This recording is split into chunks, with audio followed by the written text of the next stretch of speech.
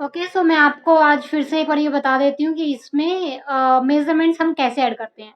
See basically हम measurement क्यों add करते हैं, जैसे कि जब आप न्यू पैटर्न बनाते हो, सो ऑब्वियसली हमें एक मेज़रमेंट चाहिए होता है। मेज़रमेंट इन द सेंस कि फॉर एग्ज़ाम्पल अगर आप एक बेसिक बॉडीज़ ब्लॉक बना रहे हो या फिर एक आप ट्राउज़र बना रहे हो। फॉर एग्ज़ाम्पल अगर आप बेसिक बॉडीज़ बना रहे हो, तो बेसिक बॉडीज़ ब्लॉक के लिए आपको बॉडी का कौन-कौन सा मेज़रमेंट्स रिक्वायर्ड है। For example round chest, round bust, shoulder, across shoulder, round neck, या फिर आप बोल सकते हो उसको नेक सर्कमफ्रेंस, वेस्ट सर्कमफ्रेंस। अगर आपको स्लीव बनानी है तो स्लीव लेंथ, जो आगे हेम है उसका सर्कमफ्रेंस कितना है, bust point to bust point कितना है, दैट इज अपेक्स पॉइंट का लेंथ कितना है from HPS. So these are the measurements we need to required for making a pattern, right? Please reply in between. Yes, ma'am. Okay, so for that we need to go here on the measurement tool, and then for first time adding the measurements, click on the first option. This is your open Seamly Me. So Me means measurements, ME measurements. Okay, so ये आपका एक ऐसा window open हो जाएगा। इसके बाद you need to click on new. तो जो भी आपको पैटर्न बनाना है उसके लिए आपको इसका नाम हम बाद में सेव कर देंगे, इसको इंचेस में रखेंगे। After that click this on individual only. Multi size में होता है जब आपको ग्रेडिंग करनी हो, कि बेस साइज 50 का होगा, ग्रेडिंग के लिए आपको एक स्मॉल साइज चाहिएगा, एक लार्ज साइज चाहिएगा उसी का, बट हमें इंडिविजुअल चाहिए, तो हम इंडिविजुअल सिलेक्ट करेंगे और यहाँ से हम इंचेस सिलेक्ट करेंगे एंड देन क्लिक ओके। सो यहाँ पे एक बार मेक श्योर कर लेना कि ये इंचेस है और ये भी इंचेस है। ओके, अब इसके बाद आपको इसमें ऐड करने हैं फॉर्मूलाज, क्योंकि हम ये फॉर्मूला में डालने वाले हैं। तो कहाँ से करेंगे हम? ऐड नोन और ऐड कस्टम में डिफरेंस क्या है कि बहुत सी चीजें होती हैं जिसको आप कुछ और नाम बोलते हो, और इसके अकॉर्डिंग जो कंप्यूटर की जो सॉफ्टवेयर की जो लैंग्वेज है उसके अकॉर्डिंग उसका कुछ और बोला गया है। तो जैसे कि इसमें फुल लेंथ नाम का कोई चीज नहीं है। फुल लेंथ किस चीज की आप ले रहे हो, वो कोई मेजरमेंट नहीं है। अगर लेकिन आपको बॉडीज ब्लॉक का फुल लेंथ लेना है तो आप लिख सकते हो यहाँ पे ऐड कस्टम में जाओ, पहला मेजरमेंट आ गया, इसको ऐसे चेंज करके यहाँ पे लिख दो full length, full underscore length. Okay, अब इसका फॉर्मूला डाल दो। फॉर एग्जांपल अगर आपको 14 इंचेस का बनाना है फुल लेंथ, ये ओके कर दो, हो गया। अब ये तो हो गया फुल लेंथ। ऐसे ये एट द रेट करके आते हैं जो भी आप अगर कस्टम में डालते हो तो। लेकिन आपको जो कस्टम नहीं चाहिए, अगर आपको ऐड नोन में जाना है तो हम ऐड नोन पे क्लिक करेंगे। नोन मतलब कि ऑलरेडी इसको जो पता है। तो आप क्या करोगे, हाइट जो है वो कहाँ से हम लेंगे, ये देखो ये सारी ऊपर से लेके हेड से लेके बेस तक की है, बट हमें बेस नहीं चाहिए, हमें सिर्फ वेस्ट तक चाहिए, राइट? तो हम इसमें क्या करेंगे, वर्टिकल मेजरमेंट्स में होगा। देखो ये सारे अलग अलग वो बने हुए हैं कि डायरेक्ट हाइट, ये हाइट की मेजरमेंट्स हैं, इसके अंदर विड्थ की मेजरमेंट होंगी। फिर आपका ये है इंडेंटेशन, मतलब कि आपका डेप्थ कितना है जो आप डार्ट्स के लिए लेते हो यूजुअली। इसमें सारे हैंड के मेजरमेंट्स हैं, ये फुट है, ये हेड के हैं, ऐसे सरकमफ्रेंस है ये सारी। ठीक है, ऐसे ही और नीचे जाओगे तो वर्टिकल आ गए। अब वर्टिकल में ये नेक से है, ये नेक फ्रंट से है। ओके, ये आर्मपिट से है नंबर 3 पे। ये देखो यहाँ पे नंबर दिया हुआ है नंबर 4, मतलब shoulder tip to waist. So this is your shoulder tip and this is your waist line. तो देखा जाए बेसिकली तो एचपीएस टू वेस्ट ही हम लेंथ लेते हैं, राइट? तो आप इसको भी सिलेक्ट कर सकते हो, shoulder tip to waist side, मतलब इसका नंबर क्या है, नंबर 4। सॉरी, हमें शोल्डर साइड नहीं लेना ना, हमें नेक साइड लेना है। शोल्डर साइड मतलब इसने इसको बोला हुआ है, शोल्डर टिप इसको बोलते हैं एलपीएस, लोएस्ट। ये जो आपका हाईएस्ट पॉइंट बोलते हैं इसको HPS, highest point on shoulder, और ये आपका एलपीएस है, lowest point on shoulder. But हमें एचपीएस से चाहिए होता है। यस, बोलो। Yes, ma'am. हाँ, तो हमें एचपीएस से चाहिए। ओके, तो इसमें एचपीएस वाली कोई टर्म नहीं है। इसने क्या बोला है, इस पॉइंट को बोला है नेक साइड। तो हम शोल्डर वाला नहीं लेंगे, हम नेक साइड वाला लेंगे जो नंबर 5 पे मेंशन किया हुआ है, दिख रहे? तो हमने ये ले लिया। ओके, और इसके बाद हमें क्या चाहिए, जैसे कि सरकमफ्रेंस चाहिए, किसका, बस्ट का। तो सरकमफ्रेंस वाले एरिया उसमें जाओ, ये आ गया सरकमफ्रेंस, यहाँ पे देखो ये लिखा हुआ बस्ट सरकमफ्रेंस, दिख रहे? नंबर 4 पे आपको यहीं से ही लेना है। अगर अपर बस्ट लेना है तो नंबर 3 सिलेक्ट करोगे, अगर बहुत ये लेना है तो नंबर 4 सिलेक्ट कर लेंगे। इस पे बॉक्स पे क्लिक कर दिया। अब वेस्ट भी चाहिए, तो ये 7 नंबर वाला हो गया, वेस्ट सरकमफ्रेंस।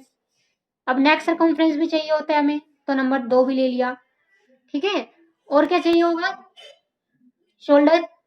और अगर आपको कुछ ऐसे नहीं मिल रहा तो आप इसमें टाइप भी कर सकते हो।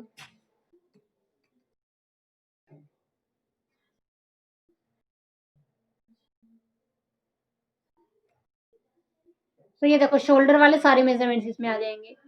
ये विड्थ वाले हैं, ये हाइट वाले हैं शोल्डर के, जहाँ पे भी आपका शोल्डर आएगा, और ये हॉरिजॉन्टल है।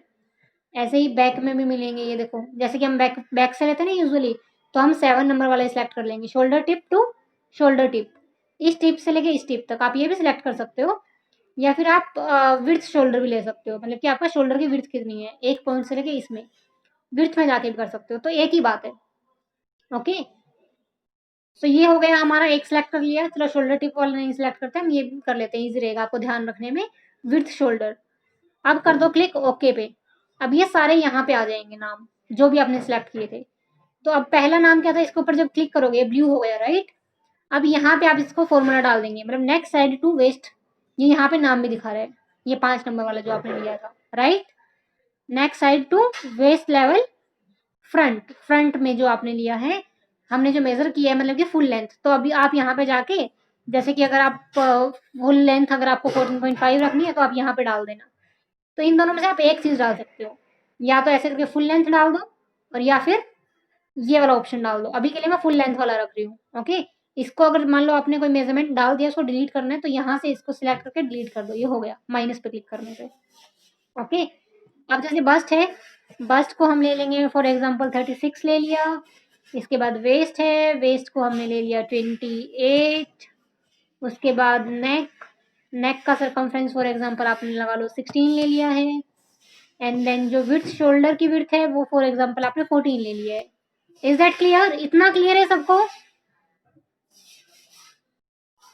Yes yes ma'am. आगे चले।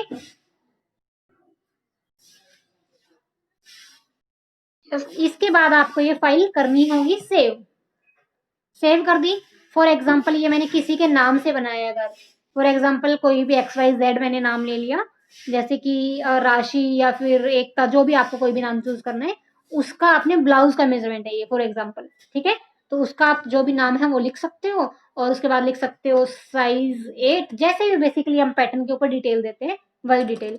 तो अभी के लिए आप यहाँ पे बेसिक बॉडीज डाल सकते हो, बेसिक बॉडीज डेमो लिख देती हूँ मैं, ठीक है। यहाँ पे आप जाके इसको, आपको फाइल को सेव करना होगा। It's done. अभी इसको मिनिमाइज कर सकते हो या क्लोज भी कर सकते हो। फिर से आपको मेजरमेंट में जाना है। अभी तक क्या है देखो, आपने इसके साथ लोड नहीं किया वो, अभी सेमली मेजरमेंट वाला पार्ट अलग है, और ये इसके साथ आप जो आपका 2D वाला पार्ट है वो अलग है, मतलब कि ये आपकी शीट है और वो आपका मेजरमेंट वाला चार्ट था। बट ये दोनों अभी कंबाइन नहीं हो, कैसे होंगे, आपको इसके ऊपर लोड करना पड़ेगा। तो यहाँ पे जाएंगे लोड इंडिविजुअल। अब आपको फाइल सिलेक्ट कर लो कि कौन सी फाइल के ऊपर आपको काम करना है, कौन सी मेजरमेंट के साथ। तो ये मेजरमेंट्स ले लिए, इसको कर लो ओपन। अब वो बैकग्राउंड में ओपन हो गई है।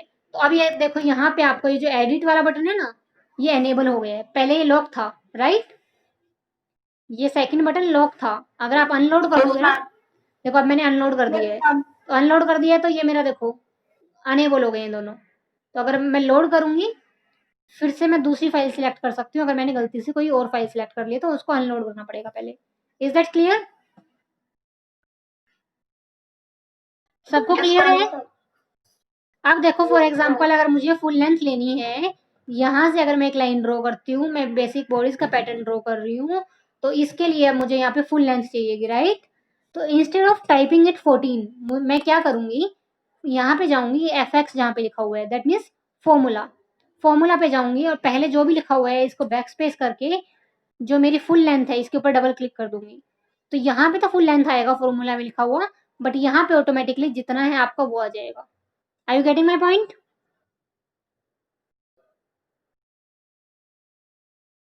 Please reply. Yes ma'am. Okay, ये 14 हो गया, and then click yes ma'am. Okay. So automatically अब ये आपको एंगल सिलेक्ट करना है, जिस भी एंगल पे आपको लेना है, एंड देन प्रेस ओके। सो इसके बाद ये जो लाइन है, लाइन A to A1, अगर आप क्लिक करके देखोगे तो यहाँ पे फॉर्मूला होगा फुल लेंथ, और ये हो गया 14 इंच। अब ये किस टाइम पे काम आएगा, for example in future if you want to refer, तो आपको पता नहीं चलेगा कि ये लाइन आपने किस बेस पे ली थी।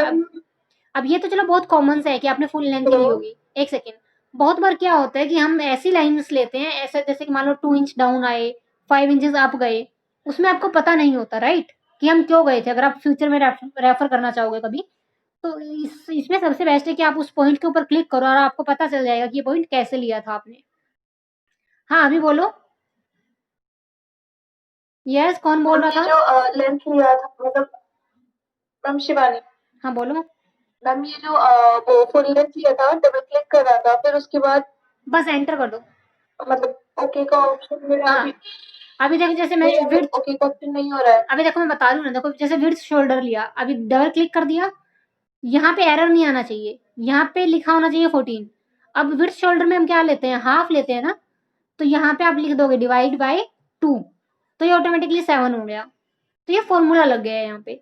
अब इसको जब आप ओके करोगे, इसके बाद फिर से वो पूछेगा आपसे कि किस एंगल पे जाना है, कहाँ करना है, उसको कर दो ओके। तो ये आ गया मेरा शोल्डर, ठीक है। अब फॉर एग्जाम्पल यहाँ से मेरे को एक फिर से अभी लाइन लगानी है। अब मान लो मुझे इसके ऊपर एक लाइन लगानी है, जो मेरे को चेस्ट लाइन लगानी है। ये वाला मैं टूल सिलेक्ट करूंगी। अब मान लो ये आपको जो आर्म होल की लाइन है, ये आपको 7 इंच पे चाहिए, 6 पे चाहिए, या अगर आपको कोई फॉर्मूला लगाना है, जैसे कि मान लो बस्ट के अकॉर्डिंग आपको कोई अगर फॉर्मूला है, तो अगर डबल क्लिक कर दोगे ना, तो कोई यहाँ पे दो बार नहीं आना चाहिए, अदरवाइज एरर आएगा। यहाँ पे एक ही बार लिखा होगा, बस्ट सरकमफ्रेंस तक, बस। अब मान लो इसको मैंने डिवाइड कर दिया 8 से, तो ये 4.5 आ गया। ये आपका कोई फॉर्मूला नहीं है, उसके लिए हम क्या करेंगे, जैसे जो भी आपको करना है, डिवाइड बाई 6 कर दिया, तो ये 6 इंच आ गया। डिवाइड बाई 5 मान लो अगर आपका फॉर्मूला है, तो ऐसे कर दो।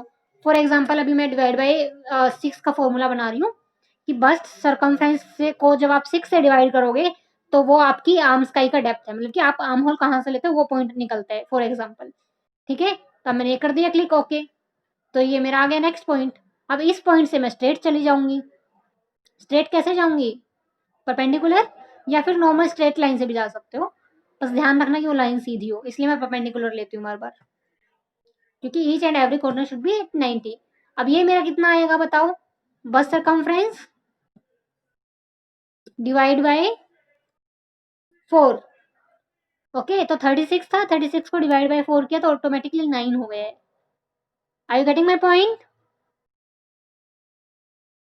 Yes ma'am.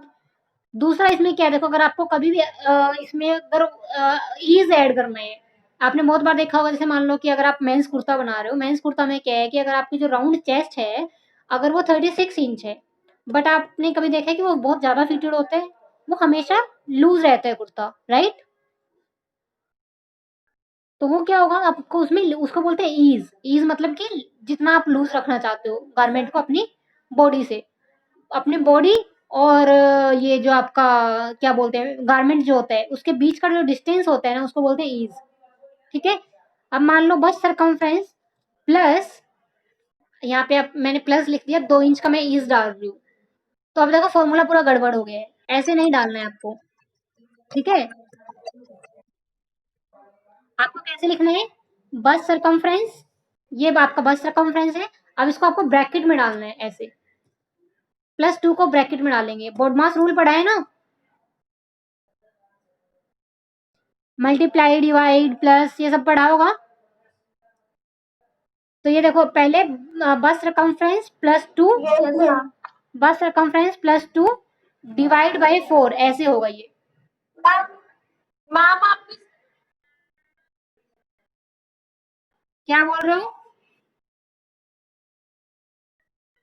कुछ नहीं, आप पहले आपकी स्क्रीन में दिख रही थी, तो वो अब दिख गई।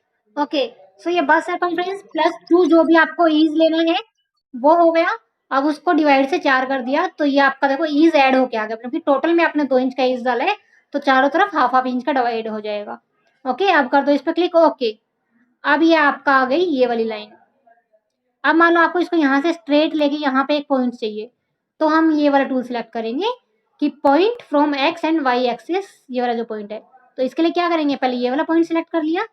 अब या तो इधर वाला भी सिलेक्ट कर सकते हो या इधर वाला भी, कोई भी, मतलब इस एक्सिस पे। तो मान लो आपने अगर ये वाला पॉइंट सिलेक्ट कर दिया A2, तो ये ऑटोमेटिकली उस पर आ गया, ओके। तो यहाँ पे एक पॉइंट मिल गया। अभी लाइन टूल पे जाएंगे और इसको जाके कनेक्ट कर देंगे। Are you getting my points? इसके बाद फिर से अगर मैं 90 की लाइन लगा रही हूँ यहाँ पे, अब ये कितना रखना है मुझे? अगर मैं इधर से एक लाइन लगा रही हूँ वेस्ट के लिए, ठीक है, अब ये कितना हो जाएगा? Waist circumference, right. इसका ये देखो टेढ़ी लाइन आ जाती है ना, तो इसको पूरा 360 कर दिया करो। और ये मेरा आ जाएगा फॉर्मूला में, यहाँ से पूरा हटा दूंगी और इसके बाद फॉर्मूला में जाके वेस्ट सरकमफ्रेंस प्लस, मान लो आपको इसमें भी इज चाहिए, प्लस 2, उसको ब्रैकेट में करो, ब्रैकेट मतलब आप अलग रख रहे हो उसको, डिवाइड बाय 4, आ गया 7.5। अब मान लो आपको इसमें डार्ट डालनी है, तो डार्ट का हम एक्स्ट्रा इसी में लेंगे ना। अब 7.5 था, अब इसके बाद यहाँ पे अगर आप करते हो प्लस, अगर आपको 1 इंच की डार्ट डालनी है तो आ गया 8.5। ये देखो यहाँ पे, are you getting my point? इसको कर दिया क्लिक, ओके। अब इसको फिर से लाइन टूल में जाएंगे, लाइन टूल में जाके इसको फिर से ज्वाइन कर दो, तो ये आपका हो गया। अब यहाँ पे मैंने इसमें याद रखना है, इसको 1 इंच मैंने एक्स्ट्रा लिया है। अब आपको पता कैसे चलेगा? मान लो आपने इतना कर लिया और अब आप इसको बंद कर दे और आप कल काम करना चाहते हो इसके बाद, तो फिर से जब आप A6 पे क्लिक करोगे ना, तो यहाँ पे आपको पता चल जाएगा कि ये पॉइंट आया कैसे था। आपको पता चल जाएगा कि मैंने वेस्ट सरकमफ्रेंस में 2 इंच ईज भी लिया है, और इसके बाद 4 डिवाइड बाय 4 तो हम यूजुअली करते ही हैं, और जो 1 लिया है मैंने, ये क्या लिया है? डार्ट। समझ रहे हो?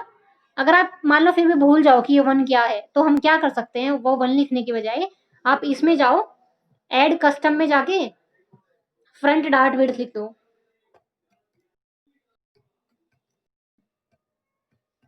मतलब जितने भी मेजरमेंट्स आप लेते हो ना, और इसके बीच में स्पेस नहीं आता, तो स्पेस की बजाय अंडरस्कोर कर दिया करो। जैसे फ्रंट लिखा अंडरस्कोर, डार्ट लिखा अंडरस्कोर। अब फ्रंट डार्ट की विड्थ मुझे रखनी है 1। अब इसको कर दो कंट्रोल S, ये हो गया सेव। तो जब आप वापस इस पेज पे आओगे तो ये पूछेगा कि do you want to sync this measurements, तो इस पे कर दो यस। तो अब आप यहाँ पे जब जाओगे ना इसके फॉर्मूला में, तो आप इसको चेंज कर सकते हो। यहाँ पे वापस जाओ फॉर्मूला में, ये देखो यहाँ पे 1 हटा दो, 1 की जगह पे क्या कर दो? प्लस डाल के सिंबल, प्लस डालना है, याद रखना, इतना लिखने के बाद plus, and then front dart का width, and then click okay. तो इससे क्या होगा कि आपको अगर कभी फ्रंट डार्ट का विड्थ 1 की जगह पे अगर 2 भी करना है, तो आप मेजरमेंट्स में जाके एडिट कर देंगे उसको। Are you getting my point? Same आपको जैसे ये कर्व करना है, तो कर्व टूल के लिए ये दोनों पॉइंट सिलेक्ट किए and then make a curve, तो ऐसे करके आपका ये पूरा बॉडीज ब्लॉक तैयार हो जाएगा। Is that clear now? इस वाले में तो मैम नॉर्मल लिखने से ज्यादा ही मेहनत है। मेहनत नहीं नहीं, मेहनत है लेकिन फ्यूचर के लिए बहुत बेस्ट है। अब देखो कर्व को अगर डिवाइड करना है तो आप ये सेकंड टूल लेंगे, तो उसके लिए आपको बेसिकली क्या करना है, सिलेक्ट सिंपल कर्व, ये कर्व सिलेक्ट कर लो, और उसके बाद की फर्स्ट पॉइंट से मतलब A2 से आपको कितना नीचे आना है, मान लो मेरे को 4 इंच नीचे आना है, एंड देन क्लिक ओके।